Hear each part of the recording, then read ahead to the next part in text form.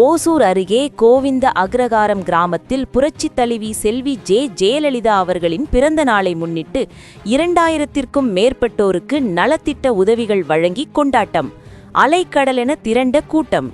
கிருஷ்ணகிரி மாவட்டம் ஓசூர் மாநகராட்சிக்குட்பட்ட பேக்கேப்பள்ளி ஊராட்சிக்குட்பட்ட சரஸ்வதி நகர் பகுதியில் தங்கத்தரகை மறைந்த புரட்சித் தலைவி முன்னாள் முதலமைச்சர் செல்வி ஜெயலலிதா அவர்களின் 78வது ஆண்டு பிறந்த நாளை முன்னிட்டு சுமார் 2000க்கும் மேற்பட்டோருக்கு நலத்திட்ட உதவிகள் வழங்கும் நிகழ்ச்சி முன்னாள் ஊராட்சி மன்ற தலைவர், இந்நாள் மேற்கு மாவட்ட மாணவர் அணி மாவட்ட செயலாளர் அருண்குமார் மற்றும் முன்னாள் கவுன்சிலர், அமைப்புசாரா ஓட்டுநர் அணி மாவட்ட துணை செயலாளர் முரளி ஆகியோரின் தலைமையில் புரட்சித் தலைவி ஜெயலலிதா அவர்களின் பிறந்த நாளை முன்னிட்டு கேக் வெட்டி இனிப்புகள் வழங்கி அறுசுவை விருந்து வழங்கி கொண்டாடப்பட்டனர்.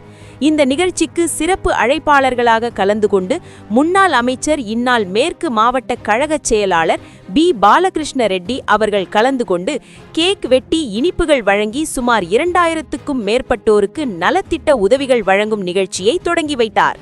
அப்போது அவர் பேசுகையில், 27 மாநிலங்களில் எத்தனை முதலமைச்சர்கள் இருந்தாலும் இவருக்கு இணையாக யாருமில்லை.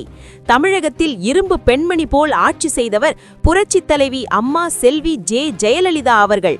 எத்தனை முதலமைச்சர்கள் இருந்தாலும் நமது தமிழ்நாட்டை ஆண்ட முன்னாள் முதலமைச்சர் புரட்சித் தலைவி செல்வி ஜெயலலிதா போல் வேறு யாரும் அவர் போல் செயல்பட முடியாது.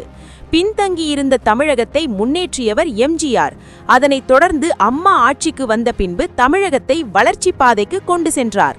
ஆனால் தற்போது ஆட்சி திமுக அரசின் அமைச்சர்கள் 4.5 லட்சம் கோடி ஊழல் செய்துள்ளார்கள். கேஸ், பெட்ரோல், டீசல் விலை வைக்கிறோம் என்ற வாக்குறுதியை சொன்னார்கள். அது மட்டுமின்றி பல்வேறு வாக்குறுதிகளில் விலை குறைப்போம் எனவும் வாக்குறுதிகள் வெளியிட்டார்கள். ஆனால் 4.5 ஆண்டுகள் ஆகியும் எந்த ஒரு செயலும் நிறைவேற்றவில்லை. தமிழக முதலமைச்சர் என குற்றம் சாட்டினார். சட்டமன்றத்தில் சண்டை போட்டு 1000 ரூபாய் உரிமை தொகையை தமிழக பெண்களுக்கு எடப்பாடி பழனிசாமி அவர்கள்தான் வாங்கி கொடுத்தார். அதேபோன்று அதிமுக ஆட்சிக்கு வந்தவுடன் குடும்ப ரேஷன் கார்டிற்கு 10,000 ரூபாய் வழங்கப்படும். பெண்களுக்கு மாதம் 2000 ரூபாய் வழங்கப்படும். பள்ளி மாணவர்களின் கல்வி கடன் ரத்து செய்யப்படும். வீடு இல்லாதவர்களுக்கு வீடு வழங்கும் திட்டம் வழங்கப்படும். பெண்களுக்கு மானிய விலையில் 2 சக்கர வாகனம் வழங்கப்படும். தாலிக்கு தங்கம், விவசாயிகள் கடன் ரத்து, விவசாயிகளுக்கு ஆடு, மாடு, கோழிகள் உள்ளிட்டவை வழங்கப்படும் என அவர் தெரிவித்தார்.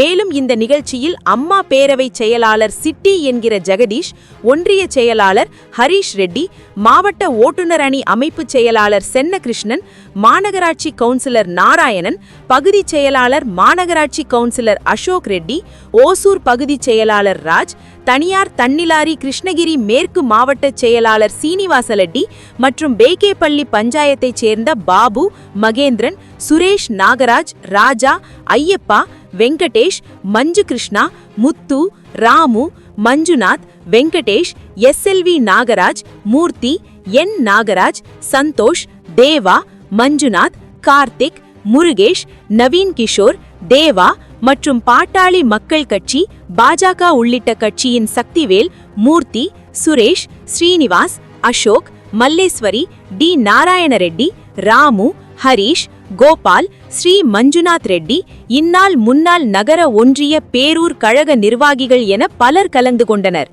நிகழ்ச்சியில் கலந்து கொண்ட அனைவருக்கும் இறுதியாக அறுசுவை உணவு வழங்கப்பட்டது.